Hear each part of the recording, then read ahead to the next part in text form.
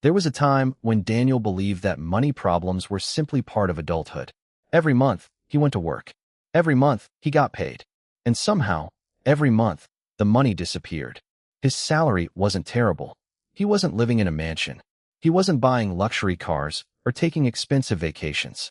But somehow, the last few days before payday always felt the same. Tight, uncertain, heavy. Daniel knew exactly how much money he earned. What he didn't know was where it went. And that scared him more than he wanted to admit. One Friday evening, after a long day at work, Daniel sat alone at his kitchen table. His apartment was quiet. His phone was beside him. A stack of unopened bills sat in front of him. He stared at his banking app for several seconds before locking the screen again.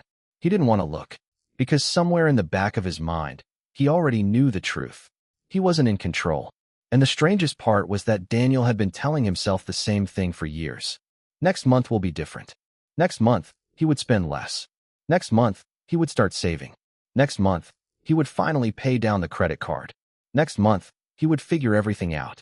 But next month always became another month. Until one evening, something changed. Daniel looked at his bank balance and realized something frightening. He had been working hard, but his life wasn't moving forward. That was the night he made a decision.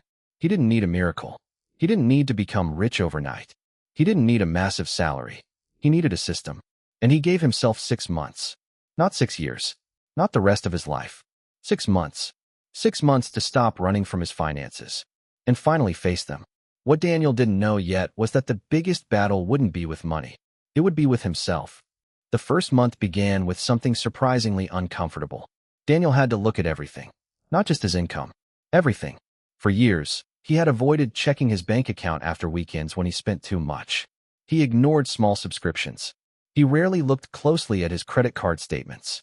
And whenever an unexpected expense appeared, he simply told himself he would deal with it later. Psychologists call this kind of behavior the avoidance effect. When something makes us uncomfortable, our brain often tries to protect us by helping us avoid it. The problem is, money doesn't disappear just because you refuse to look at it. Daniel finally understood that. So one Saturday morning, he opened his laptop. He created a blank spreadsheet. At the top, he wrote 4 words. Where does my money go? Then he began. First, his real income. Not the salary written on his contract. The money that actually reached his account after everything was deducted. Then came his essential expenses. Rent, utilities, food, transportation, insurance. The things he genuinely needed.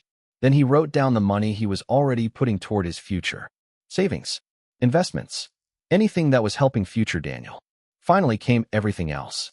Restaurants, entertainment, online purchases, subscriptions, impulse spending. The little things he barely noticed. And then Daniel saw it. He stared at the spreadsheet. He had been spending hundreds every month on things he barely remembered buying. A subscription he hadn't used in months. Food deliveries because he was too tired to cook. Random purchases made after stressful days. None of them seemed dangerous individually. Together, they were quietly draining his future. For a moment, Daniel felt embarrassed. Then something unexpected happened. He felt relieved. Because for the first time, the problem had a shape. It wasn't an invisible monster anymore. It was numbers. And numbers could be changed. For the next 30 days, Daniel tracked everything. No excuses. No judgment. No pretending. Just information. By the end of month 1, he knew exactly where his money was going. And that knowledge gave him something he hadn't felt in years. Control. Month 2 was harder. Now Daniel knew where the money was going. The next challenge was keeping some of it. His goal was simple. Build 1 month of essential living expenses. Daniel calculated that he needed approximately $2,500 to cover the basics. Rent, food, transportation, bills. Nothing luxurious. Just enough to survive without panic. At first, $2,500 looked enormous. Daniel thought, how am I supposed to save that much? But then he changed the question. Instead of asking, how can I afford to save $2,500? He asked, what would happen if I didn't? The answer was obvious. One unexpected car repair could push him onto a credit card. A broken laptop could become debt. A medical expense could destroy months of progress. Without savings, every surprise became an emergency. And every emergency threatened to send him backward. So Daniel decided to temporarily become uncomfortable. He canceled subscriptions he didn't need. He cooked more meals at home. He stopped buying things simply because they were on sale. He learned to wait 24 hours before making unnecessary purchases. It wasn't glamorous. There were evenings when his friends went out and he stayed home. There were moments when he wanted to give up. But Daniel kept reminding himself, I'm not losing money. I'm buying freedom.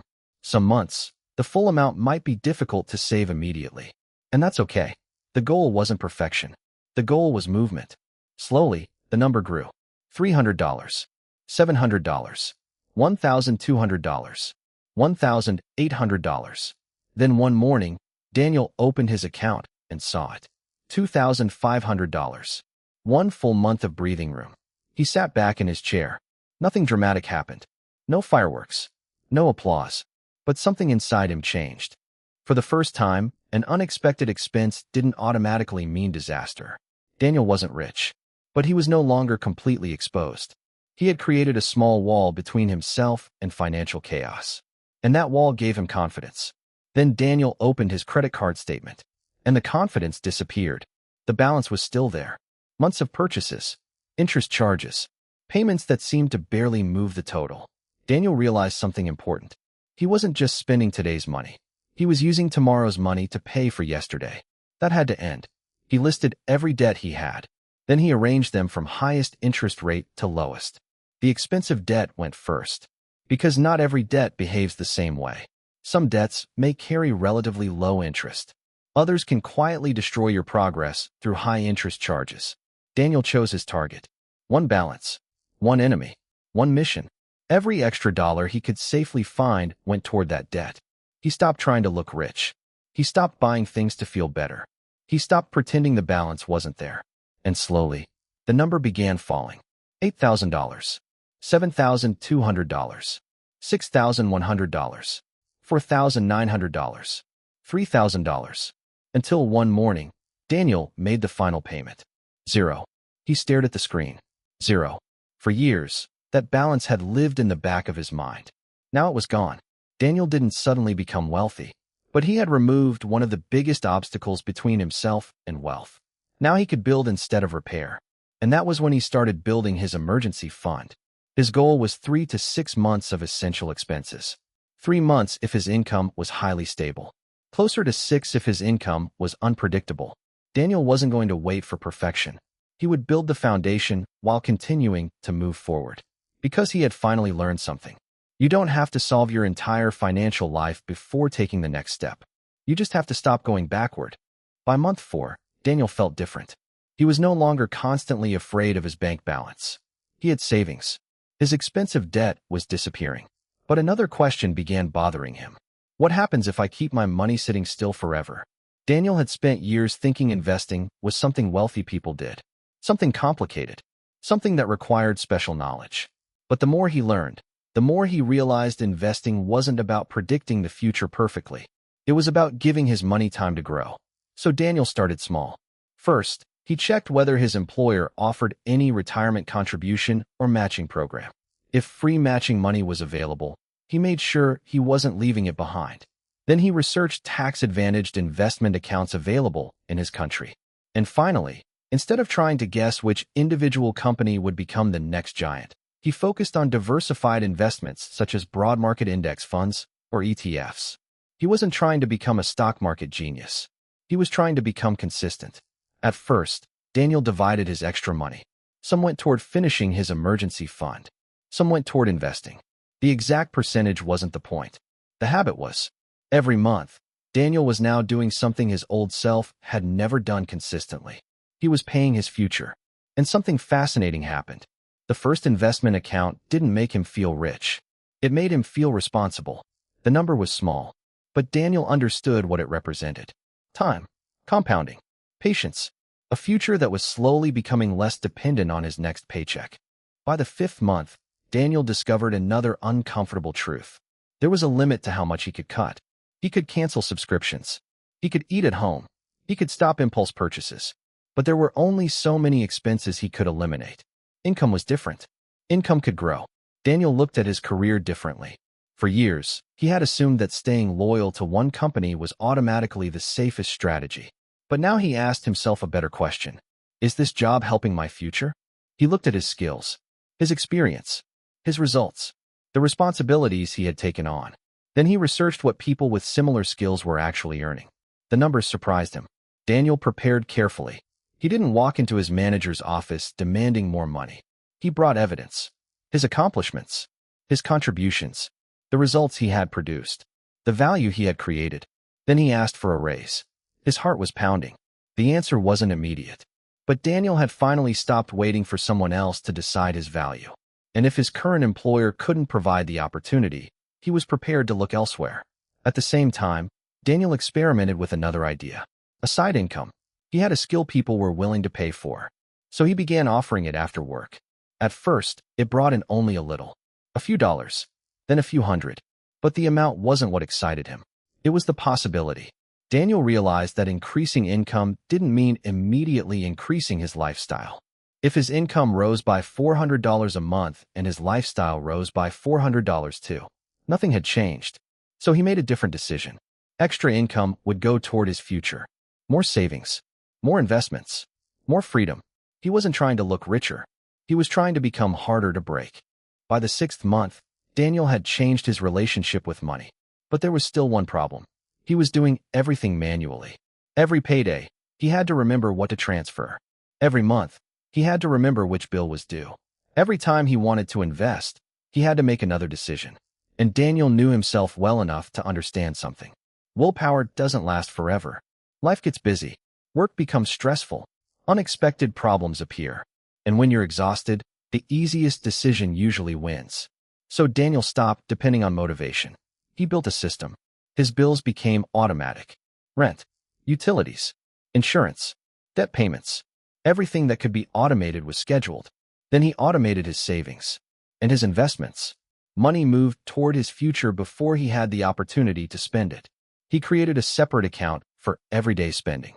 Once the automatic transfers happened, the remaining money was what he could freely use. No complicated daily calculations. No constant guilt. No endless decisions. His financial system simply ran. And that was the real transformation. Daniel didn't become disciplined enough to manage money perfectly. He designed his life so that he didn't need perfect discipline.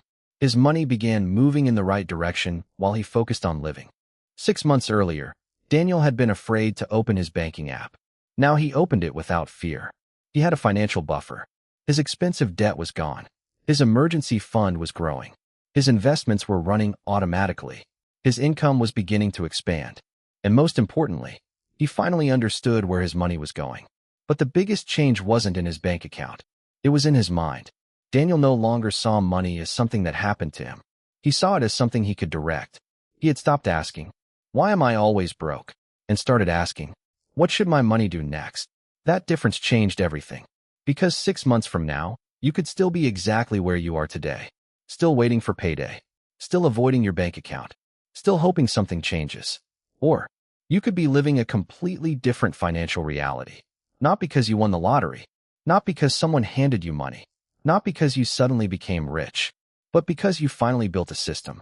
The same 6 months will pass either way. That part is unavoidable. The question is what those 6 months will produce. Daniel discovered that wealth isn't always created through dramatic decisions. Sometimes it's created through boring ones. Checking your numbers. Saving when you'd rather spend. Paying off expensive debt. Investing when the amount feels too small. Learning skills. Increasing your income. And setting up automatic systems that keep working even when motivation disappears. None of it looks impressive on a single day, but repeated for months, it becomes powerful. And eventually, something even more valuable begins to appear. Breathing room. Options. Choices. The ability to handle an unexpected expense without panic. The ability to leave a job that no longer serves you. The ability to say no. The ability to make decisions based on what you actually want, instead of what your bank account forces you to accept. Daniel used to think wealth meant having more money. Now he understood something deeper. Wealth is having control over your time. It's having choices. It's having the freedom to make decisions without fear. And that freedom doesn't begin when you become a millionaire. It begins the moment you stop running from your financial reality and start taking responsibility for where you're going. 6 months. That's all Daniel gave himself. 6 months to stop hoping. 6 months to stop avoiding. 6 months to build. And by the end of those 6 months, he hadn't become a different person. He had become the person he had been capable of becoming all along. So don't wait for the perfect salary. Don't wait for a miracle. Don't wait until you know everything. Start with the numbers. Build the first layer of safety. Destroy the expensive debt. Grow your emergency fund. Invest for the future. Increase your income. Automate the system. Then keep going. Because your future self is already living with the consequences of the decisions you make today. And 6 months from now, that future self is going to wish you had started sooner.